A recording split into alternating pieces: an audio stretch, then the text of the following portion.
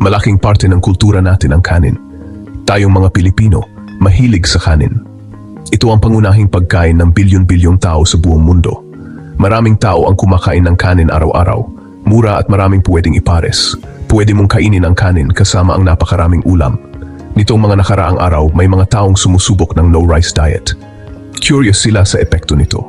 Healthy ba ito? Sustainable ba ito? Pag-usapan natin ang no-rice diet. Tingnan natin kung bagay ba ito sa'yo. Iba-iba ang klase ng kanin. Ang pinakakaraniwan ay ang brown at white rice. Ang brown rice ay whole grain. Naroon pa ang bran, germ at endosperm. Kaya mas masustansya ito. Sa white rice naman natanggal na ang bran at germ, kaya mas matagal ang shelf life nito. Pero natanggal din ang ilang sustansya. Mas maraming fiber, vitamins at minerals ang brown rice. Ito ang mas healthy na pagpipilian. Magandang source ng energy ang kanin. May carbohydrates ito na kailangan ng ating katawan. Nakakatulong ito para maging aktibo tayo buong araw.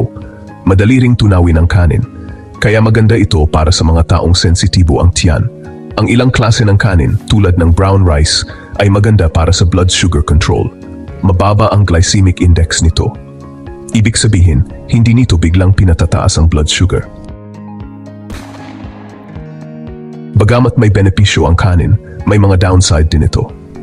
Ang kanin, lalo na ang white rice, ay staple food sa maraming kultura. Ngunit, hindi lahat ng aspeto ng pagkain ng kanin ay positibo. May mga bagay na dapat isaalang-alang upang mapanatili ang kalusugan. Ang white rice, lalo na, ay maaring magpataas ng blood sugar. Kapag kumain tayo ng white rice, mabilis itong natutunaw at nagiging glucose sa ating dugo. Ito ay maaaring magdulot ng biglaang pagtaas ng blood sugar levels na hindi maganda para sa mga may diabetes o prediabetes. Ito ay dahil mataas ang glycemic index nito. Ang glycemic index ay isang sukatan kung gaano kabilis ang isang pagkain ay nagpapataas ng blood sugar. Ang white rice ay may mataas na glycemic index na nangangahulugang mabilis itong nagpapataas ng blood sugar levels kumpara sa ibang uri ng kanin tulad ng brown rice o red rice. Ang sobrang pagkain ng white rice ay maaring humantong sa pagtaas ng timbang at iba pang problema sa kalusugan.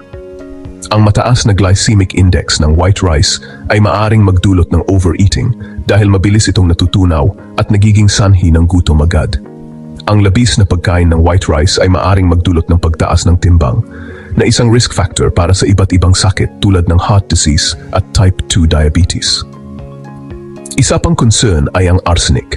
Ang arsenic ay isang toxic substance na maaring matagpuan sa ilang uri ng kanin. Ang pagkakaroon ng arsenic sa kanin ay isang seryosong issue dahil ito ay maaring magdulot ng iba't ibang health problems kapag naipon sa katawan. Ang arsenic ay isang toxic substance na matatagpuan sa lupa at tubig. Ang kontaminasyon ng lupa at tubig ay maaring magdulot ng pag-absorb ng arsenic ng mga halaman, kabilang na ang kanin. Ang mga lugar na may mataas na level ng arsenic sa lupa at tubig ay maaring magdulot ng mas mataas na level ng arsenic sa kanin. Naaabsorb ng kanin ang arsenic mula sa kapaligiran. Ang mga halaman ng kanin ay may kakayahang mag-absorb ng arsenic mula sa lupa at tubig habang ito ay lumalaki. Ito ay isang natural na proseso, ngunit nagiging problema kapag mataas ang level ng arsenic sa kapaligiran. Ang regular na pagkain ng kanin ay maaring magpataas ng exposure mo sa arsenic. Ang madalas na pagkain ng kanin na may mataas na level ng arsenic ay maaring magdulot ng chronic exposure, na maaring magresulta sa iba't ibang health issues tulad ng cancer, cardiovascular disease, at iba pang serious health conditions. Kaya't mahalaga na maging maingat sa pagpili ng kanin at isaalang-alang ang mga alternatibo tulad ng brown rice o quinoa. Section 5, walang kanin, walang problema. Ang kailangan mong malaman. Sa no-rice diet, tinatanggal ng tuluyan ang kanin. Mahirap ito para sa mga taong regular na kumakain ng kanin. Ang kanin ay bahagi na ng kultura sa maraming bansa. Ito rin ay mura at convenient na pagkain. Ang pag-alis ng kanin ay maaring humantong sa kakulangan sa sustansya kung hindi mapapalitan ng ibang pagkain. Mahalagang siguraduhin na nakakakuha ka ng sapat na carbohydrates, fiber, at iba pang essential nutrients mula sa ibang pagkain. Section 6. Pagbalanse kanin sa isang healthy diet. Hindi mo kailangang tuluyang iwasan ang kanin. Moderation ang susi. pwede mo pa rin kainin ang kanin bilang bahagi ng healthy diet. Piliin ang brown rice kaysa white rice hanggat maaari. Mas masustansya ang brown rice at mas mababa ang glycemic index. Limitahan ang pagkain ng kanin sa isang cup kada meal. Ipares ito sa maraming gulay, lean protein at healthy fats. Makakatulong ito para mabusog ka ng mas matagal at maiwasan ang pagtaas ng blood sugar. Section 7. Mga alternatibo sa kanin, paggalugad sa iyong mga pagpipilian. Kung naghahanap ka ng alternatibo sa kanin, maraming options. Ang quinoa, halimbawa, ay isang complete protein.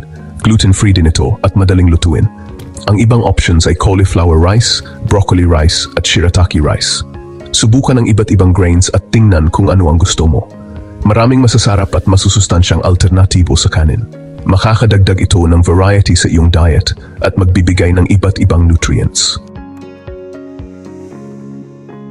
Section 8. Makinig sa iyong katawan, kailan dapat humingi ng payo sa eksperto.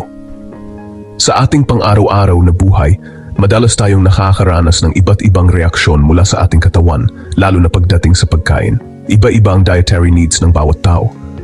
Ang bawat isa sa atin ay may natatanging pangangailangan pagdating sa nutrisyon, at ang pagkain na mabuti para sa isa ay maaring hindi angkop para sa iba.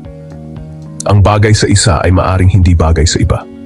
Halimbawa, ang isang tao ay maaring masyahan sa pagkain ng kanin, habang ang iba naman ay maaring makaranas ng hindi magandang reaksyon dito. Mahalagang makinig sa iyong katawan at pansinin kung paano ito tumutugon sa iba't ibang pagkain. Ang mga senyales tulad ng pananakit ng tiyan, pagkahilo, o iba pang hindi komportableng pakiramdam ay maaring indikasyon na mayroon hindi tamang pagkain sa iyong diet. Kung may maramdaman kang negatibong epekto pagkatapos kumain ng kanin, kumonsulta sa healthcare professional. Ang mga eksperto sa kalusugan ay may kaalaman at karanasan upang matulungan kang maunawaan ang mga reaksyon ng iyong katawan at magbigay ng tamang payo. Ang isang registered dietitian ay makakatulong sa iyo na gumawa ng personalized meal plan na akma sa iyong pangangailangan. Sila ay may kakayahang suriin ang iyong kasalukuyang diet at magrekomenda ng mga pagbabago na makakatulong sa iyong kalusugan. Maari rin silang magbigay ng gabay kung paano isama o alisin ang kanin sa iyong diet ng ligtas. Ang tamang gabay mula sa mga eksperto ay makakatulong sa iyo na magkaroon ng balancing diet na hindi lamang masustansya, kundi pati na rin angkop sa iyong lifestyle at pangangailangan. Sa huli, ang pakikinig sa iyong katawan at paghingi ng payo mula sa mga eksperto ay mahalaga upang matiyak na ikaw ay nasa tamang landas patungo sa mas malusog na pamumuhay. Huwag mag-atubiling kumonsulta sa mga profesional kung kinakailangan, dahil ang iyong kalusugan ay isang mahalagang yaman. Section 9. Ang konklusyon. Angkop ba sa iyo ang no-rice diet? Ang no-rice diet ay hindi isang magic solution para sa pagpapapayat o mas magandang kalusugan. Maraming tao ang nag-iisip na ang pag-alis ng kanin sa kanilang diet ay magdudulot ng mabilis na pagbaba ng timbang. Ngunit hindi ito palaging totoo. Ang pagbaba ng timbang ay isang komplikadong proseso na nakadepende sa maraming factors tulad ng kabuuang calorie intake, physical activity at metabolic rate. Hindi ito inherently mabuti o masama. Ang kanin ay isang staple food sa maraming kultura at nagbibigay ng essential nutrients tulad ng carbohydrates na mahalaga para sa energy. Gayunpaman, ang sobrang pagkonsumo ng kanin, lalo na ang white rice, ay maaring magdulot ng pagtaas ng blood sugar levels na hindi maganda para sa mga may diabetes o prediabetes. Depende ito sa iyong individual needs at preferences. Kung ikaw ay isang atleta o may aktibong lifestyle, maaring kailanganin mo ang carbohydrates mula sa kanin para sa energy. Sa kabilang banda, kung ikaw ay may sedentary lifestyle o may health conditions tulad ng diabetes, maaring mas mabuting bawasan ang intake ng kanin at maghanap ng healthier alternatives. Kung gusto mo ang kanin at wala namang problema sa iyo, hindi mo kailangang alisin ito ng tuluyan. Ang susi ay moderation. Maaari kang mag-enjoy ng kanin bilang bahagi ng isang balanced diet. Tandaan na ang pagkakaroon ng variety sa iyong pagkain ay mahalaga para makuha ang iba't ibang nutrients na kailangan ng iyong katawan. Pero kung may health concerns ka o gusto mong magdagdag ng variety sa iyong diet, ang pag-explore ng rice alternatives ay maaring isang healthy choice. Maraming options tulad ng quinoa, cauliflower rice, at brown rice na maaring magbigay ng iba't ibang nutrients at flavors. Ang mga ito ay maaring makatulong sa iyo na magkaroon ng mas balanced at nutritious diet. Sa huli, ang pinakamagandang diet ay iyong balanced, sustainable, at enjoyable para sa iyo. Ang pag-experiment sa iba't ibang pagkain at pag-alam kung ano ang pinakamainam para sa iyong katawan ay mahalaga. Huwag matakot na subukan ang mga bagong bagay at mag-adjust ayon sa iyong pangangailangan. Ang mahalaga ay ang pagkakaroon ng healthy relationship sa pagkain at ang pag-prioritize ng iyong overall well-being.